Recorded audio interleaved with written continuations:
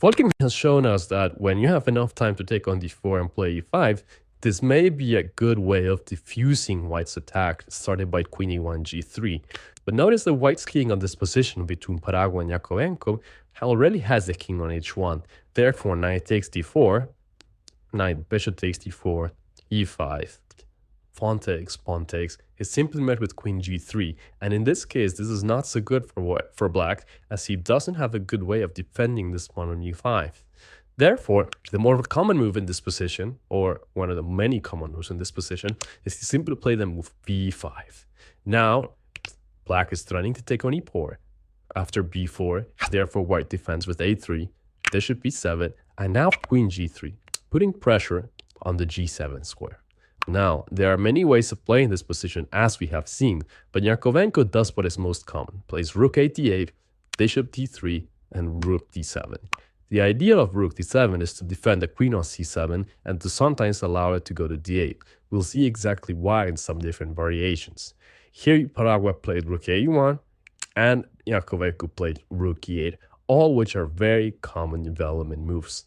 Now, however, there are many ideas for white. Some of the more common ones are knight d1, rook e2, and some are gaining popularity rather quickly, such as rook e3. However, Paraguay here already made a little bit of a mistake. It's already deep in the opening, and it seems like white's move is very natural, but it actually leaves you in an inferior position, which shows you that it's not only white that has all the fun in this kind of variations. He plays the move queen h3, and now your task is to figure out why is this move not so accurate, and what liberating move in the black position would you really like to make.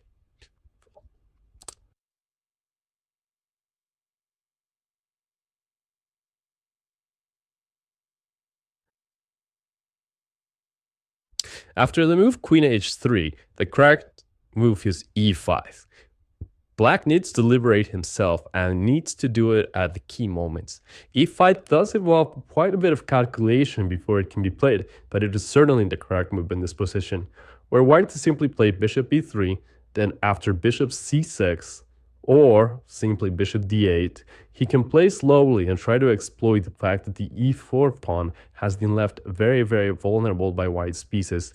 Also, because the pawn is now on e5 from black, it is very difficult to bring this bishop into the attack, as there is no good way of actually breaking through with white's own e5. Also notice that white's bishop has been forced off this diagonal and is now in a diagonal where it's not really doing much. Black already might be even a slightly bit better. Instead of that, Paraguay goes for the attack and plays pawn takes e5. Pawn takes e5, knight d5. But Yakovenko calculates rather well and sees that there is no problem in actually opening up white's bishops. After the move bishop takes e5, pawn takes e5, he plays a simple move, rook takes d5. The pawn on e5 is now protected by the rook, which is also threatening the bishop on d4. Now, there are no shenanigans with the move rook takes f6, as black can simply take the rook, and after queen takes h7, move the king over to f8. And there is not only no checkmate, there is no real attack. Here, white is simply down the exchange and will lose after black further consolidates. There are no real threats.